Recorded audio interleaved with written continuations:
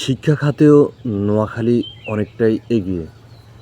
শিক্ষার দিক দিয়ে নোয়াখালীতে যে ৩টি শিক্ষা প্রতিষ্ঠান নোয়াখালীর গর্ব এবং নোয়াখালীর ঐতিহ্য লালন করেছে, সেই ৩টি শিক্ষা প্রতিষ্ঠানের সাথে আজকে আমি আপনাদেরকে পরিচয় করিয়ে দিব। ১ নাম্বার, নোয়াখালী বিজ্ঞান ও প্রযুক্তি বিশ্ববিদ্যালয়। এটি নোয়াখালীর সোনাপুরে অবস্থিত। খুবই মনোরম পরিবেশ এবং বাংলাদেশের বিভিন্ন জেলা থেকে হাজারো শিক্ষার্থী এই প্রতিষ্ঠানে শিক্ষা গ্রহণ করে থাকেন।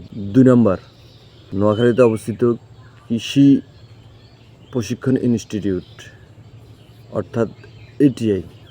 এটি নোয়াখালীর চৌমুহনীর চৌরাস্তায় অবস্থিত।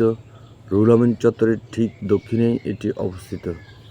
এটিও খুব সুন্দর পরিবেশ এবং অনেকেই এই প্রতিষ্ঠানে এসে ঘুরে বা এই প্রতিষ্ঠানের চারদিকে ঘুরে এবং খুবই আনন্দদায়ক একটি প্রতিষ্ঠান এবং খুবই সৌন্দর্য। কৃষিতে বাংলাদেশ যে এগিয়ে আছে তারই ঐতিহ্য লালন করে আছে এই কৃষি প্রশিক্ষণ ইনস্টিটিউট অথবা ATI. ৩ number, textile engineering college.